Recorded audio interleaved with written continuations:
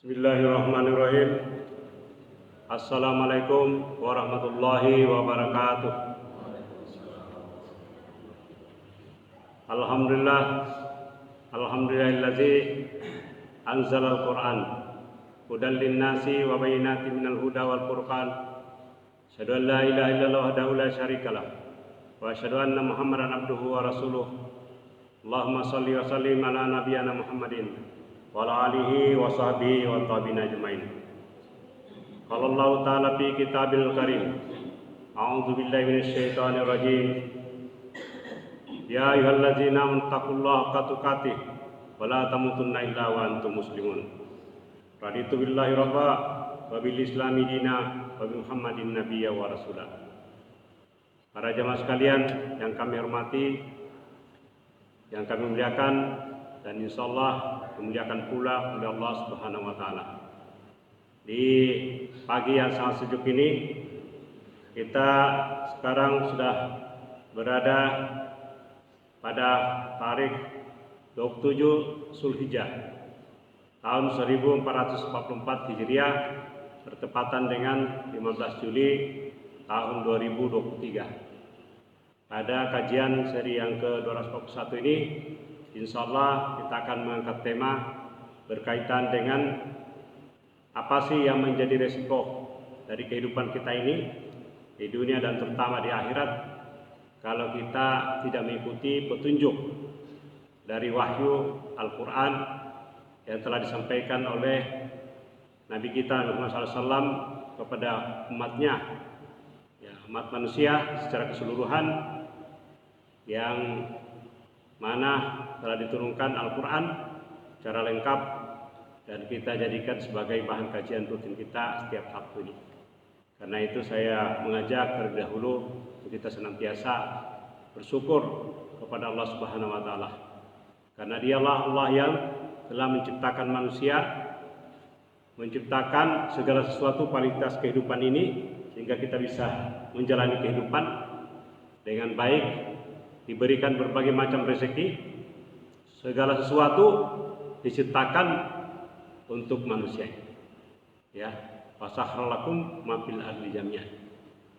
Allah Subhanahu wa taala telah menundukkan ma fil ardi, baik yang ada di bumi maupun juga di sama, semuanya untuk manusia, sehingga manusia bisa menjalani kehidupannya. Dan tidak hanya itu, Allah pun sudah memberikan petunjuk kehidupan yang lengkap, yang sempurna. Ya, jadi tidak ada alasan bagi manusia untuk mengelak, menghindar dari petunjuk ini. Nah, saya mengambil tema ini terutama karena kita banyak melihat di alam semesta ini banyak manusia yang mengambil paham, aliran, pemikiran yang lebih menonjolkan dari sisi materi, harta benda, juga dari sekedar mengikuti hawa nafsu, sekalipun juga mengikuti akalnya. Tapi kalau bukan dengan akal yang sehat menurut konsep Al-Quran, apabila tidak merujuk kepada wahyu yang diturunkan oleh Allah Subhanahu wa taala, belum disebut dengan istilah ulul albab itu. Nah, jadi di sini kita ingin menjelaskan berkaitan yang sudah berulang-ulang kita sampaikan, Al-Quran sebagai hudan, sebagai petunjuk. Nah, kita ingin menunjukkan apa saja risikonya ini, ya, kerugiannya, konsekuensinya apabila kita tidak mengikuti petunjuk ini. Jadi itulah yang menjadi kata dasar, yaitu sebagai petunjuk atau hudan dalam praktik kehidupan, dalam seluruh aspek kehidupan, kapan dan di mana saja. Dan kata hudan ini beserta dengan turunan konsep atau istilahnya itu terulang sekitar 316 kali dalam Al-Quran. Berarti sangat banyak disebutkan, ya, baik dengan istilah hudan, yahdi, hada, dan seterusnya, baik dalam konteks fil madi, fil mudhari, bahkan amar, seperti permintaan kita ihdinas siratal mustaqim. ataupun juga dalam bentuk masdar atau kata dasar atau kata kejadian. Nah, maknanya yang paling standar sebagai petunjuk, ya, cara bahasa, bimbingan, tuntunan, ya, arahan, atau sebagai dari sisi istilah memandu, menunjukkan jalan, menuntun, membimbing, ya, ini secara bahasa, secara istilah. Jadi konteksnya sangat luas, ya, sekaligus bisa menjadi strategi menjalani kehidupan. Nah, lawannya ini berkaitan dengan kesesatan atau dalal, kesesatan yang menggunakan atau dengan menggunakan aplikasi terulang sebanyak 191 kali. Bisa lebih bisa kurang, ini tergantung aplikasi yang digunakan, tapi standarnya kira-kira seperti itu. Jadi itu yang menjadi lawan atau oposit dari petunjuk, mengikuti petunjuk jalan benarnya adalah kesesatan, jalan yang salah, jalan yang keliru nih, ya. Nah, Allah Subhanahu wa taala ini mengingatkan kepada umat manusia ini, ya. A'udzubillahi minasyaitonir rajim. Innaka la tahdi man ahbabta, walakinnallaha yahdi man yasha, wa huwa a'lamu bil muhtadin. Jadi ini ada sebuah kerangka teoritis nih, kerangka berpikir ini, bahwa yang namanya petunjuk ini sudah ditawarkan kepada manusia. Tinggal manusia itu punya keinginan dan punya kehendak untuk mengikuti petunjuk tersebut. Jadi ini para jemaah sekalian dan para pemirsa yang bisa mengikuti secara online. Di sini di dalam surah Al-Qasas, surah yang ke-28 ayat 56. Allah mengingatkan, sesungguhnya engkau, yang dimaksud di sini adalah Nabi kita Muhammad SAW. La tahdi man ahbabta. Tidak akan dapat memberi petunjuk kepada orang yang engkau kasihi. Jadi kasusnya ini kepada pamannya sendiri, Abu Talib, yang pada saat-saat menjelang sakaratul maut, Nabi Muhammad SAW ingin untuk mengajaknya beragama tauhid. Tapi karena dikelilingi oleh para pembesar lain bangsa Arab nih, dan paman Rasulullah yang lainnya nih, ya, mulai Abu Jahal dan lainnya sebagainya, banyak abu-abunya, ya, ingatkan kepada Abu Talib, mau ikuti Muhammad atau ikuti agama nenek moyang. Ternyata ini pengaruh lingkungan ini, relasi persahabatan, persengkolan sudah lama ini. Sekalipun Abu Talib sudah memelihara Nabi Muhammad SAW sebagai ponakannya, membelanya sejak dari umur 8 tahun sampai dia usia dewasa, sampai dia menerima wahyu, sampai dia mendakwakan Islam, masih membelanya. Tapi namanya petunjuk ini suatu peristiwa yang sangat dramatis. Tentu Nabi kita Muhammad SAW sangat sedih, ya, karena pamannya sendiri yang diajak untuk beragama tauhid, ucapkan la ilaha illallah, ternyata tetap memilih agama nenek moyang Abdul Muthalib. Ya. Jadi ini Allah mengingatkan, innaka la tahdi man ahbabta. Sesungguhnya engkau Muhammad tidak akan dapat memberi petunjuk pada orang yang kau kasih. Jadi petunjuk itu bukan dari, artinya secara langsung dari nabinya, tapi dari dia sendiri. Apakah mau menerima petunjuk itu, baru disambut oleh Allah Subhanahu. Ya, para nabi rasul hanya mengajak, ya, mengajak umat manusia itu mengikuti petunjuk ini. Ya. Tetapi Allah memberi petunjuk. Walakinnallah yahdi may yasha. Tetapi Allah yang memberi petunjuk kepada siapa yang dikehendaki. Dalam keterangan disebutkan ini bersiap, dalam tafsir ini disebutkan keterangannya, tambahannya berdasarkan kesiapannya untuk menerima petunjuk. Jadi itu tak faktornya ini kepada manusia ini. Ya, la ikraha fiddin, tidak ada paksaan untuk beragama tauhid ini. Ya, tapi tidak ada jalan juga untuk kita mengelak apabila nanti di akhirat. Ya, wa huwa a'lamu bil muhtadin. Kenapa demikian? Karena dia Allah yang paling tahu tentang orang-orang yang mau menerima petunjuk. Jadi harus timbal balik, tidak bisa ini ya. Kalau mengatakan, oh saya petunjuk belum ada ini, petunjuknya sudah ada. Apakah kita mau? Ya, karena di akhirat tidak mungkin kita beralasan, oh ternyata Allah tidak memberi saya petunjuk. Ya, manusia sendiri yang salah. Allah tinggal menyambutnya gitu. Ya. Nah, jelas ini sebuah peristiwa yang bisa menjadi contoh kita bahwa siapapun keluarga dekat kita, mungkin anak kita, mungkin saudara kita, mungkin istri kita, mungkin ibu, mungkin bapak, mungkin paman-paman yang lain, bisa saja ini berbeda jalan dengan kita ini sebagai orang yang beriman atau beragama tauhid. Nah, dan kesedihan Rasulullah SAW tidak terhindarkan, walaupun ada keringanan yang diberikan bahwa paman Nabi, bagaimana disebutkan dalam sebuah hadis, itu tidak akan berada tempat neraka yang paling dalam, tapi yang paling rendah tingkat penderitaannya. Ya, apinya sampai sekitar tumit ini. Tetapi akibatnya, konsekuensinya ini mendidih sampai di otak. Luar biasa ini kalau mendidih sampai di otak. Dasarnya ini artinya.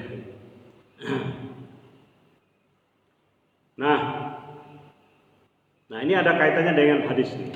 Kalau manusia memang menginginkan tadi siap untuk menerima petunjuk, may yuridullahu bihi khairan yufaqahu fiddin. Karena siapa yang Allah inginkan kebaikan kepadanya, insyaallah akan pahamkan dia dalam agamanya. Tetapi tadi dimulainya harus dia ada kesiapan dari manusia itu mau atau tidak ikuti petunjuk ini. Ya, kalau Allah menghendaki pasti manusia itu sejajatnya di ujung dari kehidupannya dia akan mendapat petunjuk jalan yang benar. Tapi kalau memang Allah juga tidak menghendaki, orang itu yang tidak mau, mungkin hampir seumur hidupnya dia beramal saleh, tapi di ujungnya terus tiba-tiba dia durhaka. Seperti ada kejadian seorang tentara perang fisabilillah ya, terluka. Kemudian dia sudah diutus sebagai, awalnya sudah sebagai mujahid. Terluka, terus dia tidak tahan penderitaan. Lalu dia menusukkan pedangnya sendiri ke badannya, sehingga dia meninggal di arena perang. Orang tidak tahu nih, tentara yang lain tidak tahu. Kemudian dia menyampaikan bahwa dia adalah ahli surga, ya, ahlul jannah.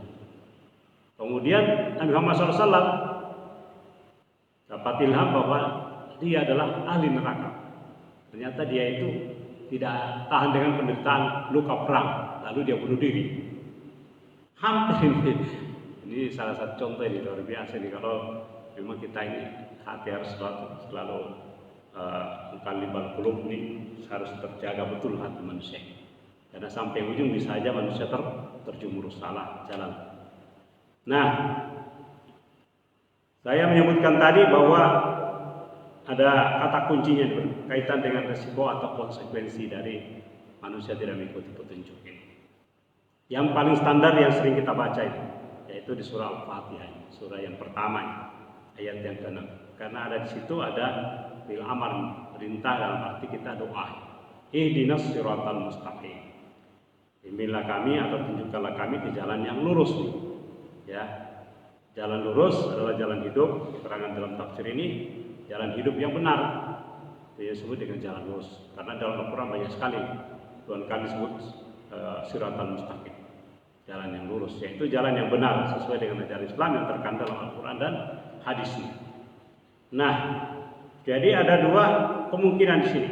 Siratal ladzina an'amta 'alaihim ghairil maghdubi 'alaihim waladdallin. Jadi jalan orang-orang yang kau beri nikmat, yang disebut jalan lurus itu jalan orang-orang yang telah diberikan nikmat. Ini ada lagi kategorinya orang yang telah bernikmat, surah Al-Nisa dan juga di surah Maryam, yaitu orang-orang para nabi, para syuhada, orang-orang soleh gitu ya, para siddiqin. Nah, bukan jalan orang yang dimurkai. Nah, berarti kalau konsekuensi apabila kita tidak mengikuti jalan lurus, jalan benar, pertama itu dimurkai oleh Allah. Dan dalam sebuah tafsir disebutkan ya, atau penjelasan lain, bukan hanya di saya tafsir baca, Banyak tafsir menyebutkan bahwa yang dimaksud orang yang dimurkai ini adalah kaum Yahudi ini. Karena dalam tafsir bayan yang saya baca, ada sebuah hadis tanya ini siapa yang dimurkai, apakah bukan orang Yahudi? Kata Rasulullah, siapa lagi kalau bukan mereka? Ya, kenapa demikian? Karena mereka tahu bahwa ada nabi terakhir, ya, yang akan akan lahir, akan diutus oleh Allah Subhanahu Wa Taala. Bahkan sudah tahu ciri-cirinya. Ya'rifuna kama ya'rifuna abna'ahum. Mereka itu tahu, ya, seperti mereka mengenal anak-anak mereka sendiri. Berarti sangat paham, ya. Tapi mereka mengelak. Gara-gara itu urusan hanya kedengkian, sifat hasad yang dari mereka. Karena nabi terakhir itu harapannya adalah dari kalangan mereka, Bani Israel, ternyata munculnya dari Bani Quraisy. Walaupun itu masih keturunan Nabi Ibrahim. Ini urusan yang nasab. Nah, jadi konsekuensi pertama, apabila manusia tidak mengikuti petunjuk ini, dia akan dimurkai oleh Allah Subhanahu Wa Taala. Dan yang kedua, jelas ini adalah orang-orang yang sesat. Sesat ini dalam maknanya, pengertiannya, yaitu orang yang tidak punya ilmu. Tadi itu punya ilmu tapi tidak mau ikut.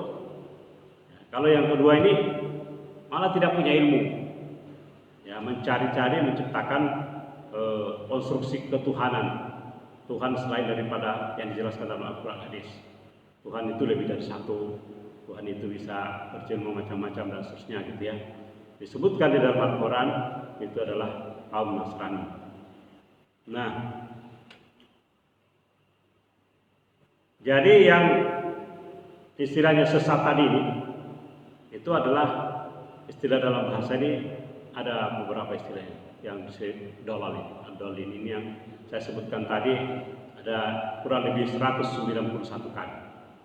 Ini kalau sering disebutkan dalam Al-Quran itu kan pelajaran yang sangat berharga, perlu kita hati-hati, ya, yaitu orang yang kesasar. Ya, kalau sasar itu salah jalan, salah alamat. Orang cari alamat aja susah kita ini. Ya, walaupun pakai Google Map biasa nyasar nih Pak ya. Dia masuk ke hutan gitu ya. Enggak, mobilnya ditarik-tarik keluar itu ya. Salah sasaran ya. Karena Google Map itu mencari-cari yang lurus saja gitu ya. Ternyata jalan bengkok. Hati-hati ini. Hilang, kan bisa hilang, rusak, menyesatkan, membinasakan, menghilangkan. Banyak istilah yang berkaitan dengan istilah dolal. Nah, kemudian yang berikutnya, jadi selain dimurkai, jelas itu sesat tadi, orang yang tidak mengikuti petunjuk. Satu lagi, tidak mempunyai penolong. Ini dijelaskan dalam Al-Quran surah An-Nahl ini, ya, ayat ke-37. In tahris ala hudahum fa innallaha la yahdi man yudillu wa ma lahum min nasir. Ya, jika engkau Muhammad berusaha keras untuk memberi mereka petunjuk. Nah, ini lagi ingatkan hampir sama yang tadi. Nabi Muhammad SAW sudah berdakwah sana kemari. Nabi Nuh berdakwah 950 tahun. Nabi Muhammad ini belasan tahun. 13 tahun di Mekah, 10 tahun di Madinah ini, 23 tahun. Berusaha keras untuk memberi mereka petunjuk, maka sungguhnya Allah tidak akan memberi petunjuk pada orang yang telah Dia sesatkan karena tidak mau menerima petunjuk tadi. Dan mereka tidak mempunyai penolong. Kata kuncinya, tidak ada penolong selain daripada Allah. Orang jalan sesat sama sekali tidak ada penolong baginya. Nah, ada lagi dalam hubungannya dengan setan. Nah, ini ada juga hubungannya setan yang petunjuk atau kesesatan. Ya. Karena relasi manusia ini. Inilah mungkin bedanya yang sering saya sampaikan ini. Kita mengembangkan ilmu tentang manusia ini, itu jangan dipisahkan dari makhluk yang tidak kelihatan, yaitu setan atau iblis dengan malaikat. Karena malaikat ini senantiasa berada di tengah-tengah kita untuk mencatat amal kiri dan kanan dan mengiringi. Ada malaikat yang mencatat, ada yang mengiringi, catat kiri kanan. Ya, yang disebutkan dalam surah Kaf itu Raqibun Atid. Ya, senantiasa siap mencatat. Sebenarnya itu maknanya. Kemudian ada malaikat yang mengiring di depan dan di belakang. Nah, kemudian yang setan ini juga dia selalu ada di posisi yang sama tadi. Jadi ada sebuah keseimbangan. Sudah sebutnya katanya dalam Al-Quran malaikat disebut 88 kali, kemudian setan ini juga 88 kali. Ini persis ini. Kalau kita jumlah ini angkanya memang 8 ini. Ini bukan cara betul pada ruda ini. Jangan kita mengambil rumus wah itu yang jadi sebab, tidak. Tapi untuk mudah kita ingat. Karena tadi kalau malaikat minimal dia 4, kemudian setan ini dia akan mendatangi kamu dari kiri dan kanan, dari depan dan belakang. Artinya 4 sisi. Malaikatnya juga 4 sisi. Kalau jumlah ini 8. Ini 88 ini. Bukan ini obat ini. Nah, jadi ini ada pernyataan di surah Kahf ini. Ya. Qala qarinu rabbana ma atgaitahu walakin kana fi dalalin baik. Setan yang menyertainya berkata pula, nanti kalau pengadilan itu sudah ditegakkan, ya Tuhan kami. Jadi setan itu bertuhan juga itu. Ya, beriman bahwa ada Tuhan. Cuma dia tidak taat sudah perintah. Dia sudah beriman, cuma tidak patuh itu kan. Manusia ini ada yang tidak beriman, tidak patuh pula gitu ya. Jadi dua ini masalahnya ini. Nah, ini setan kan dia tahu ada Tuhan sejak awal, dia bukan tidak beriman, tidak patuh maksudnya. Tidak berimannya tidak patuh, atau dia mengetahui bahwa ada Allah. Bahkan yang manggil dia Tuhan kami. Aku tidak menyesatkannya. Berarti yang menyesatkan tadi kan resikonya kalau tidak mengikuti petunjuk pasti disesatkan setan. Itu saja. Jadi standar mudah mengikuti petunjuk atau ikuti kesesatan. Ikuti petunjuk, ikuti Allah dan Rasulnya, bersakat juga bisikan malaikat. Kalau mengikuti jalan kesesatan, ikuti setan iblis ini. Jadi dia berkata, tetapi dia sendiri yang berada dalam kesesatan yang jauh. Ya, dalalin baik, kesesatan yang jauh. Ya. Dan juga disebutkan di surah Ibrahim itu ya, orang-orang yang cinta terhadap kehidupan dunia itu disebut dengan dalalun baik, kesesatan yang jauh. Kalau manusia itu lebih banyak fungsi dunianya, ya, hidup hanya untuk kepentingan dunia.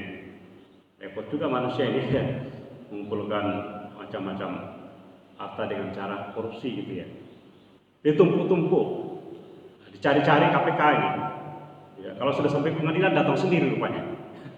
Ada kemarin kan yang datang sendiri 27 miliar itu. Sehingga ada seorang komentator itu katanya datangnya dari iblis. Benar juga itu ya. Katanya uang yang 27 miliar itu tiba-tiba sudah datang ke pengadilan. Tidak tahu dari mana gitu ya. Datang sendiri, kok bisa ya? Benar-benar dibawa oleh iblis itu ya. Nah, itu menumpuk-numpuk harta ini hanya untuk kemewahan dunia. Yang mana harta tersebut akan menjadi musuh di akhirat. Ini kalau tidak beriman, ini benar-benar repot sebenarnya manusia. Di dunia ditumpuk-tumpuk, tidak dikeluarkan zakatnya, infaknya dan sedekahnya dan sebagainya, tidak dipakai untuk kebaikan-kebaikan, ya, hanya untuk pamer kekayaan, membuat orang lain menderita. Tapi di akhirat harta itu akan menjadi bahan bakar api neraka. Jadi bahan bakarnya sendiri. Ini manusia ini kalau sudah beriman, memang benar-benar repot ini, ya, mengumpulkan bahan bakar di akhiratnya nanti, kumpulkan dunia dengan cara yang tidak halal, dan banyak yang seperti itu. Alhamdulillah saling, mudah-mudahan kita semua di sini para jamaah pemirsa yang seperti ini dan keluarga kita semuanya dihindari yang seperti ini. Ya, tidak usahlah kita berbanyak-banyak, kecuali memang kita berusaha untuk dipakai untuk kebaikan-kebaikan, itu lebih bagus lagi. Kita dipersilakan carilah rezeki Allah, ya, siang hari gitu ya. Silakan cari, tapi itu semuanya ditujukan untuk pengabdian kepada Allah Subhanahu Wa Taala supaya kita bisa menghidupi keluarga kita, membangun segala sesuatu yang bermanfaat bagi umat manusia. Bangun agama kita, bikin pengajian-pengajian, bikin masjid-masjid, bikin pondok, bikin bangun fasilitas umum, jembatan dan seterusnya ini. Berikutnya nih, dia orang yang tidak mengikuti petunjuk tadi akan mendapatkan siksa azab yang sangat pedih. Innal ladzina la yu'minuna bi ayatillah, ya, la yahdihimullah wa lahum azabun alim. Jadi sesungguhnya orang-orang yang tidak beriman la yu'minun nabi ayatillah, terhadap ayat-ayat Allah, maksudnya di sini adalah Al-Qur'an.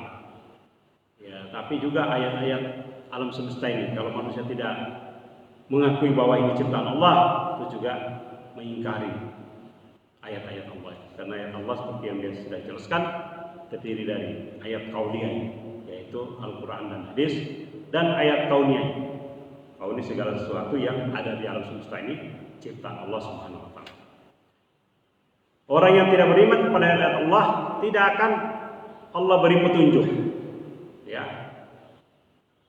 La yahdihimullah, tidak akan diberi petunjuk oleh Allah. Dan bagi mereka ini walahum azabun alim, bagi mereka ada azab yang sangat pedih di akhirat. Di dunia sudah menderita. Jadi bahasa Al-Quran menyebutkan orang yang sibuk dengan urusan dunia itu sebenarnya dibuat derita dia. Karena pusing tujuh keliling, itu saja diurusin harta dari siang dan malam. Siang malam itu jadi habis waktunya, tidak pernah pergi salat. Bahkan mungkin di rumahnya juga tidak salat. Apalagi kalau salat jamaah, paling sekali seminggu ya ke masjid. Ada juga yang sudah meninggal baru bawa ke masjid. Jadi tidak pernah di belakang jenazah. Pas dia dibawa ke masjid, pas di depan jamaah ini. Repot ini. Begitu ini. Ada juga yang ngotot harus di masjid, padahal dia tidak tahu di masjid mana itu ya. Mungkin kalau disuruh jalan sendiri, dia tahu di masjid mana karena tidak pernah ke sana gitu ya. Akhirnya dibawa ke masjid pada saat dia berada di depan jemaah. Lebih baik kita salat di masjid sebelum kita berada di depannya para jemaah ini. Nah, jadi mereka akan mendapatkan azab yang sangat pedih. Ya. Kemudian ada lagi di sini, dia akan merugi. Nah, jelas ini. May yahdillahu fahuwal muhtadi wa may yudlil faulaika humul khasirun. Jadi orang-orang yang al-khasirun. Siapa yang Allah beri petunjuk, dialah yang mendapat petunjuk. Ya. Wa may yudlil faulaika humul khasirun. Dan siapa yang Allah sesatkan. Jadi jangan keliru ini. Istilah Allah lah yang menyesatkan. Tidak, ini kalau manusia tidak mengalir, Allah menyetujuinya. Ya. Karena kalau manusia mencari petunjuk pasti diberi petunjuk. Sudah jaminan dari Allah juga. Tapi kalau memang dia tidak ini, ya disesatkan artinya. Mereka lah orang, kalau Allah sesatkan, mereka lah orang-orang yang merugi. Surah Al-A'raf 178. Jadi kerugiannya di dunia maupun di akhirat. Yang lebih repot lagi, kita tidak bisa kembali ke dunia ini untuk mencari keuntungan ini tadi. Nah, kemudian yang terakhir nih. Terakhir ini di surah, masih di surah Al-A'raf. Kalau tadi 178, ini yang surah Al-A'raf 179. Walaqad zara'na li jahannama katsiran minal jinni wal ins. Sungguh kami benar-benar telah menciptakan banyak dari kalangan jin dan manusia untuk masuk neraka. Ya. Jadi mereka ini Allah Subhanahu wa taala mengingatkan ini, bahwa sungguh banyak dari kalangan jin dan manusia ini yang masuk neraka jahanam. Ya. Minal jinnati wal ins di jahannam kasiran. Ya. Kenapa demikian? Lahum qulubun la yafqahuna biha. Mereka itu punya hati. Hati ini yang menjadi kunci. Ya. Tapi tidak digunakan untuk memahami ayat-ayat Allah. Ya. Sama khususnya Al-Quran. Lahum qulubun la yafqahuna biha. Tadi disebutkan tadi kan yufaqihu fiddin. Ini kata khususnya adalah pemahaman, paham. La yafqahuna biha. Walahum a'yunun la yubsiruna biha. Mereka itu punya mata ini. Mereka punya mata, tapi tidak digunakan untuk melihat ayat-ayat Allah. Jadi hati memahami, mata untuk melihat. Jadi interaksi pertama ini kan mata ini. Ya, yang saya baca dalam sebuah riwayat sebutkan Nabi Adam juga musim pertama itu kan matanya. Begitu langsung ada orang yang sedang mengatakan, tapi saya tidak tahu apa dasarnya, tapi dia nyebutkan ketika Nabi Adam mulai berfungsi matanya dulu, langsung melihat keindahan, ya termasuk katanya nih, saya belum punya tapi dia bilang melihat langsung ini ada orang-orang yang cantik di surga ini. Akhirnya Allah menciptakan Hawa gitu ya. Apa benar ini masih perlu ditelusuri ini, ya? Karena pandangan mata langsung lihat adalah keindahan gitu ya, termasuk yang berjenis lawan jenisnya. Lalu Allah ciptakan Hawa, Siti Hawa. Itu argumentasinya. Jadi melihat punya mata tapi tidak menggunakan untuk melihat ayat-ayat Allah yang saya sebut tadi, baik Al-Quran, hadis maupun juga alam semesta ini. Karena ini adalah ayat Allah ini. Banyak dijelaskan dalam Al-Quran, kita sudah biasa ini. Yang ketiganya, jadi ada tiga ini yang disebutkan di dalam surah Al-A'raf ayat 179. Yang pertama tadi qulub, ya, yang makin hati-hati mereka ini, qalbun, ya. Kemudian ayunun itu jamaknya. Yang ketiga, walahum azanun la yasma'una biha. Mereka itu punya telinga, ya, tapi tidak digunakan untuk mendengarkan ayat-ayat Allah. Punya telinga. Jadi ini dua fungsi pendengaran dan penglihatan sangat penting dalam kehidupan manusia. Karena ini informasi pertama, pendengaran, penglihatan masuk ke dalam pikiran manusia untuk diolah, baru sampaikan kepada hati. Apakah dia paham atau tidak? Nah, apa ini risikonya atau konsekuensinya yang saya sebutkan? Kita kata kunci yang kita sebut tadi itu apa sih yang menjadi konsekuensinya nih kalau tidak mengikuti? Ya, jadi punya hati tidak digunakan untuk memahami, punya telinga tidak digunakan untuk mendengar, punya mata tidak digunakan untuk melihat. Ya, melihat sih melihat, tapi melihatnya itu material aja, tapi tidak dengan mata hati. Ya, mendengar sih mendengar, tapi tidak mendengarkan. Dalam arti mengikuti petunjuk-petunjuk, tidak mengikuti ayat-ayat. Apa konsekuensinya ini? Ini yang dasar ini. Dan ini dia menghinakan manusia. Ulaika kal an'am. Mereka itu seperti hewan ternak. Bayangkan itu. Seperti hewan. Hewan kan tidak berakal lagi. Ya, karena instingnya aja yang paling digunakan. Tidak bisa mengembangkan akal. Ya bisa hewan, segala bentuk hewan. Manusia adalah mulia. Tapi kalau tidak menggunakan tiga tadi, turun menjadi asfal safil, bukan menjadi asali takwil. Yang dibahas Ustaz kemarin, pada salah tadi malam, kiri banyak. Jadi ada asfal safil, ada asan takwil, sebaik-baik bentuk penciptaan. Tapi kalau dia tidak beriman, tidak bertakwa, tidak patuh, seperti hewan ternak. Bukan hanya itu, balhum adol, bahkan lebih sesat lagi. Hewan itu kabarnya kalau kuda itu dia tidak terjatuh di tempat tergelincir dengan lubang yang sama, pasti dia hafal ini. Kalau tergelincir dan tergelincir lagi, itu kata kiasan ini. Di manusia ini bisa dia lebih rendah lagi derajatnya, lebih sesat daripada hewan. Hewan tidak akan dipertanggungjawabkan amalnya di dunia, kan hewan tidak akan ditimbang nanti. Manusia inilah yang berakal. Jadi manusia ini paling mulia kan dari seluruh ciptaan Allah.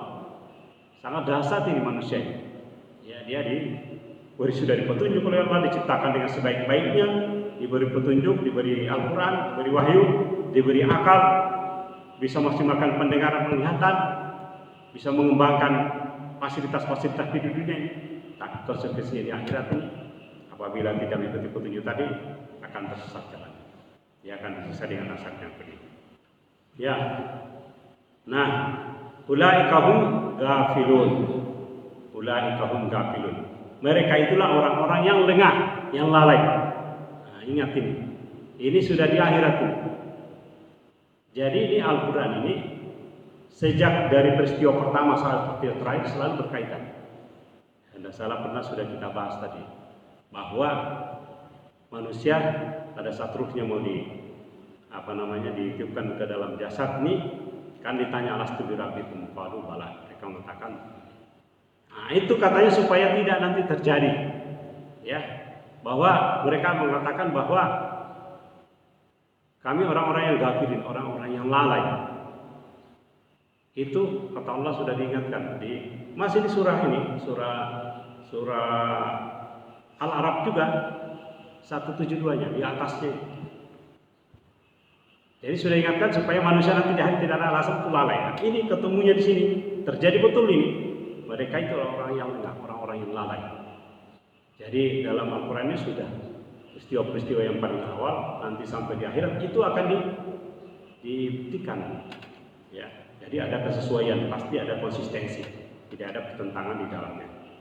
Nah, para jamaah sekalian dan juga para pemirsa yang bersama di secara lain, kira-kira inilah yang menjadi sejumlah risiko. Saya ulangi lagi, konsekuensi risiko apabila manusia tidak mengikuti petunjuk ini. Kalau sudah tidak mengikuti petunjuk, pertama jelas dimurkai oleh Allah Subhanahu wa taala dalam kategori orang sesat, tersesatkan, tidak ada penolong selain daripada Allah.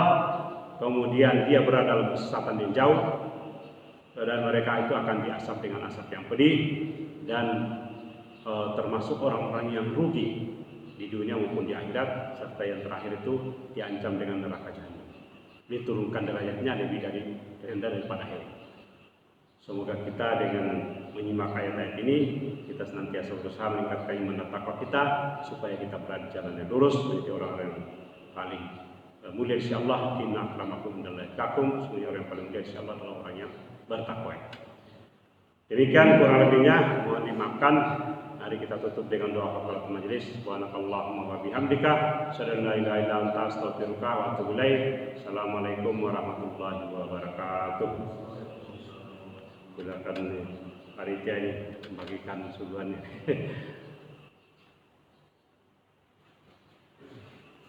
Ikan.